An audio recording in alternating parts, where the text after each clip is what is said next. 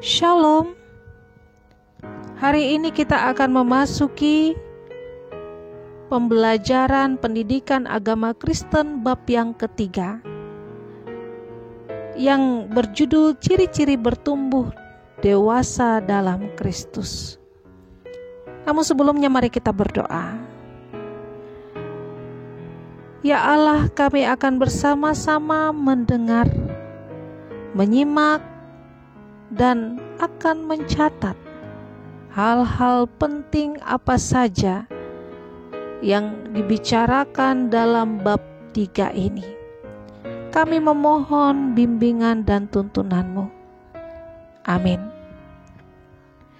Ciri-ciri bertumbuh dewasa dalam Kristus.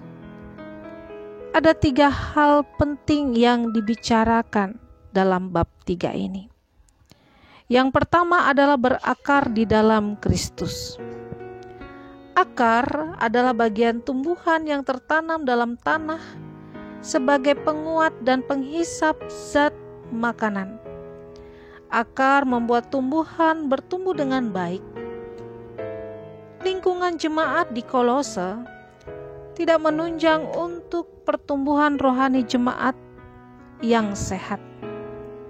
Tetapi Paulus dalam Kolose 2 ayat 6-7 mengingatkan bila mereka berakar teguh di dalam Kristus, mereka akan dapat bertumbuh dengan baik. Sebagaimana pohon tidak dapat hidup jika ia tidak berakar, demikian pula pohon kehidupan iman seseorang tidak akan dapat bertumbuh dan berbuah. Hanya jika seseorang menanam akar hidup rohaninya di dalam Kristus, maka ia akan sanggup untuk hidup, bertahan, dan bertumbuh dalam imannya. Ketika seseorang berhenti berakar dalam Kristus, pastilah pertumbuhannya juga akan berhenti dan mustahil dapat menghasilkan buah. Oleh karena itu, berakar di dalam Kristus adalah proses yang berlangsung seumur hidup. Agar seseorang dapat senantiasa menanamkan akarnya di dalam Kristus, ia harus menjadi pribadi yang tekun. Proses pembaharuan yang dikerjakan Allah menuntut ketekunan manusia untuk menaatinya.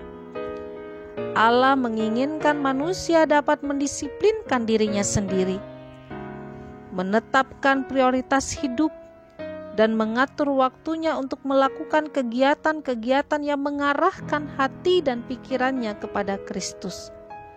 Selain itu, orang tersebut juga menerima kebenaran dan kehidupan dari Kristus. Hal ini dilakukan supaya membuatnya kokoh berdiri menghadapi berbagai pergumulan. Yang kedua, bertumbuh ke arah Kristus.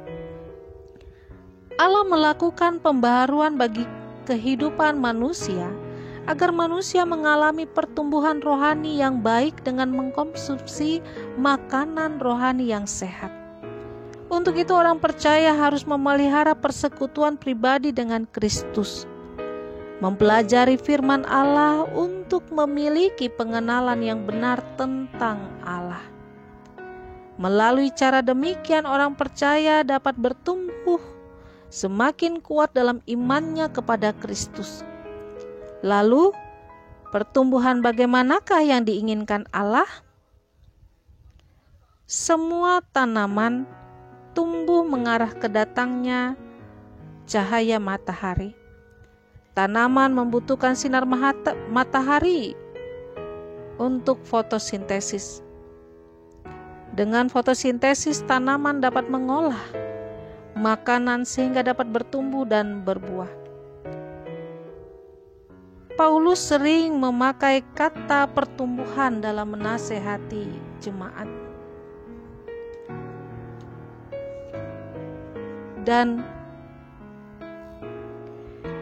ketika menjadi dewasa di dalam iman, ia berkata, kita bukan lagi anak-anak, tetapi kita bertumbuh di dalam segala hal ke arah Dia, Kristus yang adalah kepala. Efesus 4 ayat 14 dan 15. Dan memuji pertumbuhan rohani mereka. Ya, katakan imanmu makin bertambah. 2 Tesalonika 1 ayat 3. Petrus menekankan kepada orang percaya, bertumbuhlah dalam kasih karunia dan dalam pengenalan akan Tuhan dan Juru Selamat kita Yesus Kristus. 2 Petrus 3 ayat 18. Dengan membandingkan mereka dengan bayi-bayi yang baru lahir, Ia menyuruh mereka agar selalu ingin akan air susu yang murni dan rohani, supaya olehnya kamu bertumbuh dan beroleh keselamatan. 1 Petrus 2 ayat 2. Tuhan memberi kita bermacam-macam sarana untuk bertumbuh. Doa dan Alkitab, tantangan dan kesaksian hidup. Tetapi sarana dasar yang paling penting adalah ibadah bersama. Pertumbuhan rohani tidak bisa terjadi di luar persekutuan. Persekutuan rohani bukanlah hal pribadi antara orang Kristen dan Allah saja, tetapi juga hal ibadah, di mana kita datang di hadapan Allah yang mengasihi kita bersama orang lain yang juga dibaharui Allah. Yang ketiga, berbuah bagi Kristus. Orang Kristen yang hanya puas dengan pengalaman keselamatan biasanya tidak lagi mau bertumbuh dan berbuah. Padahal pertumbuhan seseorang dilihat dari buahnya. Secara tegas Yesus berkata, tidak mungkin pohon yang baik itu menghasilkan buah yang tidak baik, ataupun pohon yang tidak baik itu menghasilkan buah yang baik. Dan setiap pohon yang tidak menghasilkan buah yang baik pasti ditebang dan dibuang ke dalam api. Matius 7 ayat 18 sampai 19. Sesungguhnya kita diminta bertumbuh dan berbuah. Itu adalah dua hal yang berbeda tetapi saling terkait. Tak mungkin ada buah kalau tidak ada pertumbuhan. Pertumbuhan itu adalah proses untuk berbuah. Dalam pembaharuan yang dikerjakan Allah bagi kehidupan manusia, ada bagian-bagian yang tidak benar dari kita yang harus dibuang. Proses itu terkadang terasa begitu menyakitkan, tapi diperlukan untuk menyelamatkan kita dari penebangan dan pelemparan ke dalam api. Yesus mengingatkan kita, tinggallah di dalam aku dan aku di dalam kamu. Sama seperti ranting tidak dapat berbuah dari dirinya sendiri. Kalau ia tidak tinggal pada pokok anggur, demikian juga kamu tidak dapat berbuah jikalau kamu tidak tinggal di dalam aku. Yohanes 15 ayat 4. Agar kita bisa bertumbuh dan berbuah dengan baik, kita harus tetap tinggal di dalam Kristus dan Kristus di dalam kita, baik dalam kehidupan pribadi sehari-hari maupun dalam kehidupan bersama orang lain. Tinggal di dalam Kristus berarti tetap melakukan kehendak-Nya setiap saat. Hanya dengan demikianlah kita bisa menjadi pohon yang tumbuh subur dan menghasilkan buah yang baik.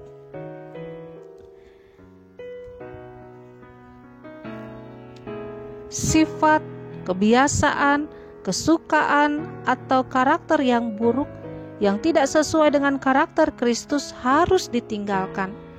Ini adalah proses yang tidak mudah, tetapi Tuhanlah yang akan bekerja kepada orang-orang yang mau berakar, bertumbuh dan berbuah bagi Kristus. Ini sekaligus sebagai proses menjadi serupa dengan Kristus. Roma 12 ayat 2. Tuhan akan terus membentuk karakter dan kepribadian orang-orang percaya sesuai dengan kehendak-Nya. Dikatakan, jadi hasilkanlah buah-buah yang sesuai dengan pertobatan. Buah yang seperti apa? Yaitu buah yang berlawanan dengan kedagingan kita. Semua tindakan pembaharuan adalah proses kembali kepada kehendak Allah atau pembersihan dari segala tingkah laku yang salah, memang akan terasa menyakitkan karena menyangkut harga diri, gengsi, dan perubahan kebiasaan. Tetapi proses itu diperlukan agar kita menjadi pohon yang berbuah lebat. Dan kita diajak sebagai orang-orang yang bertumbuh dewasa dalam Kristus, harus berakar dalam Kristus, bertumbuh ke arah Kristus, dan berbuah bagi Kristus. Demikian materi yang ketiga. Mari kita berdoa. Kami telah mendengar bab yang ketiga tentang ciri-ciri bertumbuh dewasa dalam Kristus. Tolonglah kami ya Tuhan, agar kami sungguh-sungguh dapat mendengar dan melakukannya, mempraktekannya dengan tekun dan setia sebagai bentuk kecintaan kami terhadap Kristus. Terpujilah Tuhan. Amin.